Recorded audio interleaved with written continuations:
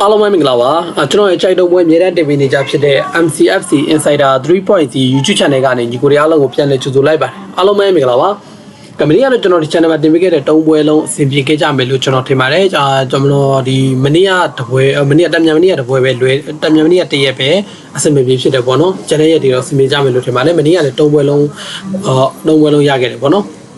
နော်မင်း special one ပွဲကလက်ထပ်ပြီးအဆင်ပြေခဲ့တယ်လို့မောင်းကတော့ကျွန်တော် free channel မှာပေးခဲ့တဲ့ Lead United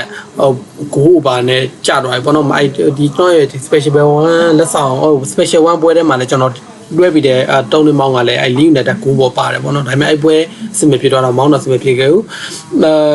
ဒီနေ့မှလည်းကျွန်တော်ဒီနေ့မှလည်းချန်ပီယံလိခြေစစ်ပွဲတွေကတုံးပွဲပဲရွေးချယ်ထားရပါတော့အဲ့တုံးပွဲကိုတွားလိုက်အောင်ဗျာ။ဘာမှမကြည့်ကျွန်တော်ဒီ YouTube channel လေးကိုလည်း subscribe လုပ်ပေးကြအောင်ပြောလိုက်ပါတယ်။ကျွန်တော်ရဲ့ Telegram channel ကိုလည်း Simi join ထားကြအောင်ပြောလိုက်ပါတယ်။ဒီနေ့ကျွန်တော်ဒီနေ့ဒီ video မှာဒီ YouTube channel မှာပြောတော့တဲ့တုံးပွဲတွေကကျွန်တော်ရဲ့အကြိုက်ဆုံးပွဲကိုကျွန်တော်ရဲ့ Telegram channel မှာတင်ပြီးမှဖြစ်တယ်ပေါ့နော်။ကဲဒီတော့တွားလိုက်အောင်ဗျာ။တချို့တော့ Viber ဖုန်းနံပါတ်တွေမိနေကြလို့ကျွန်တော်ဒီ Telegram channel link ရဲ့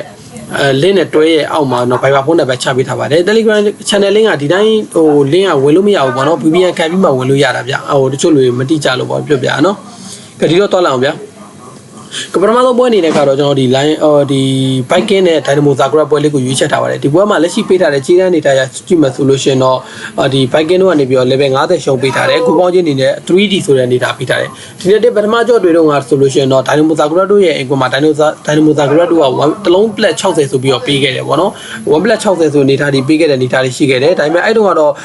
မနိုင်ခဲ့ဘူးပေါ့နော်ခုပေါင်းကြီးရတယ်3လုံး plat 30တီတော့ပေးခဲ့တယ်အဲ့တုန်းက6ပေါ်သွားတယ်ဒါပေမဲ့ Dynamo Zagreb တို့မနိုင်ခဲ့ဘူးခုချိန်မှာ Viking တို့ကကြေးပြန်ပေးတယ်ပေါ့နော် Viking တို့ကနေပြီးတော့level 50ရှုံးတီပြန်ပေးထားတယ် Viking တို့ဆိုတာဗျာဘယ်လိုပြောရမလဲခုနောက်ပိုင်းနှစ်တွေမှာဒါတော့မှ Viking ကိုလူတိုင်းတိတ်မတီးကြအောင်ဗျာ Viking လို့ပြောလိုက်တာနဲ့ Norway League က Norway တင်းဆိုတာလူတိုင်းတီးတယ်ဒါပေမဲ့ဘိုးတို့ကလင်လောက်ကြီးရန်ကြီးလုတ်ပြထားတဲ့အတင်းမဟုတ်တော့ရန်ကြီးထင်ကြီးစရာမရှိဘူးလို့ကျွန်တော်ထင်တယ်ဒါမှမဟုတ် Zagreb ဆိုတာညီကိုတွေလည်းရင်းနှီးပြီးကြပါဗျာဘောလုံးပွဲကြီးရဲ့လူဆိုအားလုံးဒီပါတီးတယ်ရင်းနှစ်တွေမှာလည်းချန်ပီယံလိကိုအများအားလိုတွေ့နေကြတယ်ပေါ့နော်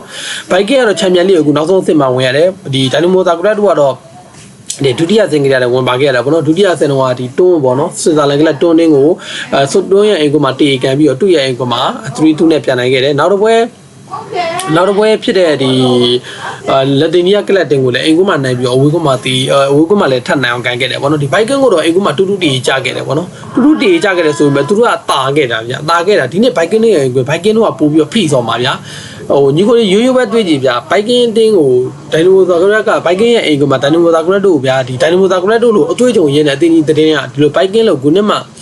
ချန်ပီယံလိခြေသွပွဲတွေစပြီးတော့ကန်ခဲ့ဘူးတဲ့အတင်းကိုရှုံးပြီးတော့ထွက်လိမ့်မယ်လို့ကျွန်တော်တော့မထင်ဘူးဒါအပြင်ပထမကြော့ကလည်းတည်ကြထားတာဖြစ်တဲ့အတွက်ဒီအကြော့ကထိန်းထိန်းနဲ့ကစားလာနိုင်သလို Viking တို့ကအင်္ဂါသားချက်ရှိရတဲ့ဖွင့်စော်မှာတည်ကြတယ်ဗျအဲ့လိုမျိုးဖွင့်စော်လို့ရှိရင် Norway League အတင်းကြီးရမ်းမကောင်းတဲ့တမှာပါတယ်ဘိုဒိုကလင်းတို့ဘာလို့ဆိုလဲထိုနီးတူပဲသူတို့ကဖွင့်စော်ရတဲ့အတင်းတွေဆိုနည်းနည်းကြောင်ဘယ်လိုပြမလဲ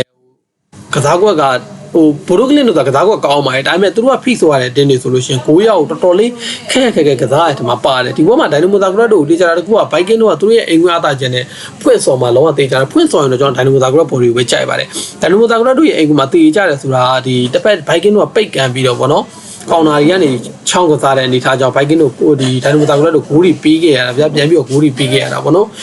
ဒေတာတော့မှနှလုံးသွင်းပြီးမှနှလုံးပြန်ပေးခဲ့ရတာဗျာအခုလက်ရှိ Viking တို့ရဲ့အိမ်ကမှာ Dynamo Zagreb တို့ဘလုံးမှကျွန်တော်မရှုံးနိုင်ဘူးလို့ကျွန်တော်ထင်တယ် Viking တို့ဂိုးတွေ့ရင်တော့မှ Dynamo Zagreb တို့ဂိုးပြန်တွေ့နိုင်တဲ့တိုက်စစ်ရှိရလို့ကျွန်တော်တို့မြင်တယ်နိုင်နေမနိုင်နေဆိုတော့တေးတော့ရအောင်လိုက်ကန်တယ်လိမ့်မယ်လို့ကျွန်တော်ထင်တယ်ဒီဘက်မှာကျွန်တော်တော့ Dynamo Zagreb ပေါ်တွေကိုပဲကြိုက်တယ် Viking တို့ level 50ရှုံးပေးထားတယ်ဆိုပေမဲ့ကျွန်တော်တော့တေးတပေါက်ညှို့လို့ပို့ရတယ်ဗောမြတ်တေးတပေါက်တော့မကောင်းဗျာနိုင်အောင်အနိုင်ကန်နိုင်တဲ့ခြေလည်းရှိတယ်အတွေ့အကြုံလည်းရင့်တယ်ဗျာအဲ့လိုနေထားမျိုးမှာတော့ကျွန်တော်တို့ Dynamo Zagreb ပေါ်တွေကိုပဲကျွန်တော်ကြိုက်ပါတယ်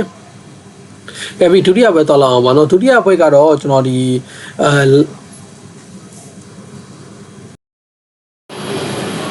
ီဒီ Lion နဲ့ဖာနာပါကြီးပေါ့နော်ဒီဘက်မှာလက်ရှိပေးထားတဲ့ကြီးတန်းရ Lion တို့က1 plat 90ပေးထားတယ်တောင်းလုံး plat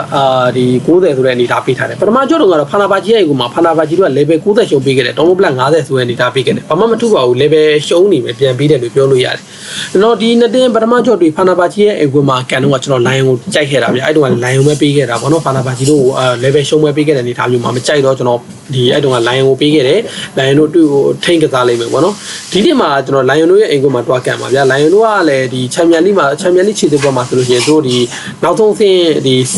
ကန်ခဲ့တဲ့ဘောနော်စပါရာဘရာဂါနဲ့ပွဲတော့ငါလဲသူတို့အဝေးကွင်းမှာရှုံးပြီးတော့အိမ်ကွင်းမှာပြတ်နိုင်ခဲ့တယ်ဒါပေမဲ့အိမ်ကွင်းမှာနိုင်တယ်ဆိုတာ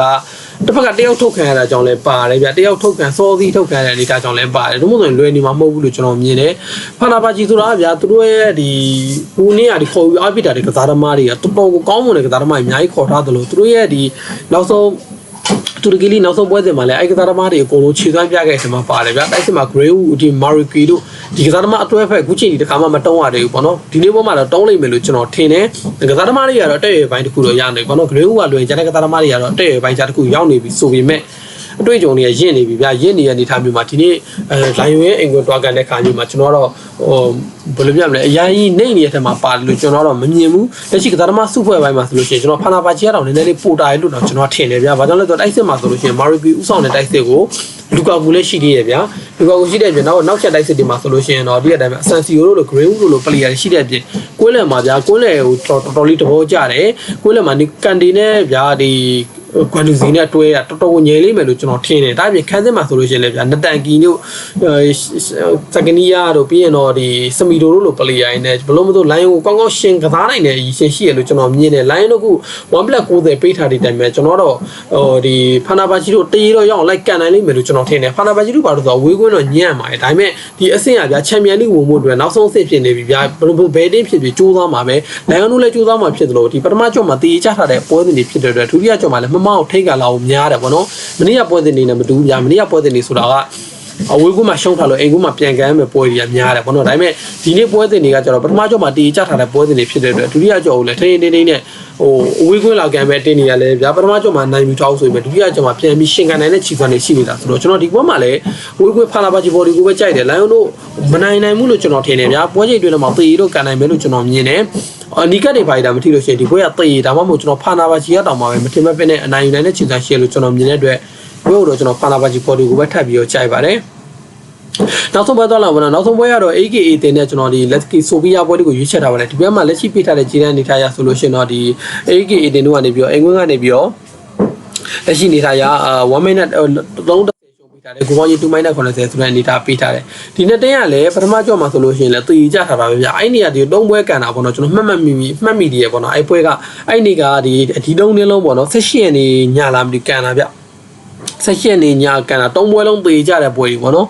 ဒီပွဲအဲ့ပထမကြော့တော့ကလက်တကီဆိုဗီယာတို့နဲ့ဒီတင်းဒီ AKA တင်းတို့ကထဲထဲပေါက်ခဲ့တာပေါ့နော်2 minute 60ဆိုပြီးတော့ပေါက်ခဲ့တယ်ဒါပေမဲ့အဲ့ပေါ်စီစီပဲတီကြခဲ့တယ်ဒီတကလက်ရှိ AKA တို့ရဲ့အိမ်ကမှကန်မဲ့နေထားမျိုးမှာအခုပြန်ပေးထားတဲ့ကြီး1 minute 30ကျွန်တော်ဒီနေ့မှာဘယ်လိုပြောမလဲအပေါ်ချေးတွေကပေးတာကျွန်တော်တိတ်ပြီးတော့သဘောမကျဘူးဗျာဒီနေ့မှာလည်းကျွန်တော်တို့ AKA တင်လို့ဆိုတာကောင်းပါတယ်အတင်းကောင်းတဲ့မှာဒီ Greek club တွေပေါ့နော် Greek club တွေမှာဆိုလို့ရှိရင်အများစုညီကိုတို့တိကျမှာဆို Olympia ကော့တို့ဘာတို့ကညီကိုအဓိကတိကျမယ်တင်နေဗျာဒီနေ့ AKA တင်လို့ဗျာဖွင့်ပွဲမှာလည်းခြေသွမ်းကောင်းတွေတော့ပြထားပါတယ်ဒါပေမဲ့ဒီလူကလည်းနောက်ဆုံးစစ်မှာပါတာဆိုတော့ခြေသွမ်းတွေကအရင်ကြီးတော့ဒီဂဂနန္ဒာတော့မတီးသေးဘူးပေါ့နော်ဒါပေမဲ့ကျွန်တော် Letski Sofia ရဲ့ခြေသွမ်းတော့ကောင်းကောင်းတီးတယ်ဗျာ Letski Sofia ရဲ့ခြေသွမ်းကောင်းကောင်းတီးတယ်ဆိုတာ current MD ရဲ့အိမ်ကွန်းမှာတွားကန်တဲ့ပွဲစဉ်တွေပါတယ်ဆိုညီကိုတိကျမှာပါဒီကောင်တွေကတလုံးဆိုတလုံးမိမိစီစီပြန်လုပ်တတ်တဲ့ထဲမှာပါတော့ဒီပွဲမှာလည်းကျွန်တော်တော့ AKA တင်တော့နိုင်တော့တလုံးနဲ့မပိုးလို့ကျွန်တော်မြင်တယ်ဒါအပြင် AKA တင်တော့တလုံးနဲ့နိုင်လို့ရှိရင်လည်းအဲ့တလုံးကိုထိမ့်ပြီးကစားမယ်အတင်းဖြစ်တယ်ဗျာGreek club တွေကဘိုးရန်တွင်းတဲ့တင်းတွေမဟုတ်ဘူးဗျာဒါကြောင့်ဒီပွဲမှာကျွန်တော်တော့ AKA တင်တော့နိုင်တော့လည်းတလုံးနဲ့မပိုးဘူးလို့ကျွန်တော်မြင်တယ် Letski Sofia တို့ရဲ့ခန်းစစ်မာကျော်မှုကလည်း AKA တင်တော့ခက်ကစားတော်တော်လေးခက်လိမ့်မယ်လို့ကျွန်တော်မြင်တယ်တကယ်လို့ AKA တင်တော့ဒီမထင်မှတ်ပဲတလုံးတို့ဘာလို့ဂိုးတို့ဘာလို့ရသွားမယ်ဆိုရင်တော့အဲ့ရတဲ့ဂိုးပဲထိန်းကစားသွားလိမ့်မယ်လို့ကျွန်တော်မြင်တယ် Letski Sofia တို့ကလည်းမထင်မှတ်ပဲဂိုးတော့ရသွားနိုင်ပါတယ်ဒါပေမဲ့ကျွန်တော်ဒီပွဲမှာ body ကိုပဲကြိုက်တယ်ကျွန်တော် Letski Sofia body ကိုပဲကြိုက်တယ်ကျွန်တော်1 minute 30ဆိုတဲ့ခြေတန်းနေကျွန်တော်မကြိုက်ပါဘူးညီကိုလည်းတိကျမှာပါကျွန်တော်အများနဲ့ပြောလို့ရှိတယ်လို့ပဲဒီပွဲက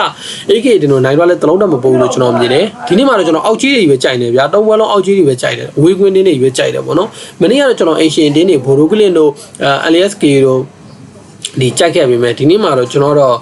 အဝေးကွင်းတင်းတွေကိုထပ်ပြီးကြိုက်တယ်ပေါ့နော်ပထမကြော့မှာတီကန်ထားတာဖြစ်တဲ့အတွက်ဒုတိယကြော့မှာရန်ကြီးအင်ကွင်းအေရှင်တင်းတွေလည်းရန်ကြီးဖွင့်ဆောင်မှာလည်းမဟုတ်ဘူးဗျာထိန်ကစားလာဖို့များတဲ့အတွက်ကျွန်တော်ဒီဘက်မှာအဝေးကွင်းတင်းတွေဝယ်ကြိုက်ပါတယ်ဒီနေ့မှလည်းတော့ Letski Sofia ဘော်တွေဝယ်ထပ်ပြီးကြိုက်ပါတယ်ဒီနေ့ကျွန်တော်3ပွဲယူချက်ထားတဲ့ပွဲတွေကတော့ပထမဆုံးပွဲအနေနဲ့ကတော့ကျွန်တော် Viking နဲ့ Dynamo Zagreb မှာကျွန်တော် Dynamo Zagreb ဘော်တွေကိုကြိုက်ပါတယ်ဒုတိယပွဲဖြစ်တဲ့ Lion နဲ့ Fenerbahce မှာကျွန်တော် Fenerbahce ဘော်တွေကိုကြိုက်ပြီးနောက်ဆုံးပွဲဖြစ်တဲ့ AKA နဲ့ Letski Sofia မှာကျွန်တော် Letski Sofia ဘော်တွေလေးကိုကြိုက်ပါတယ်ဒီ3ပွဲတွေကညီကိုတွေကြိုက်တာ YouTube ပြီးကစားလို့ရတယ်လို့ကျွန်တော်ရဲ့ဒီ3ပွဲတွေအကြိုက်ဆုံးပွဲကိုလည်း ကျွန်တော်ဒီနေ့မှာ Telegram channel မှာတင်ပြမှာဖြစ်တယ်ပေါ့နော်စိတ်ဝင်စားဝင်ရောက်ကြောက်ကြောက်မျှော်လင့်ပါတယ်မနေ့ကလည်း၄တင်းမောင်းတင်တာဗျာအဲ့ကကျွန်တော်ရဲ့တပွဲကောင်းလက်ဆောင်ပွဲပေးတဲ့ League United ကိုပေါ်မဖြစ်တော့လို့ League United ကိုပေါ်ကျွန်တော် free channel က၄တင်းမောင်းမှာပေါအောင်ပါပေါ့နော်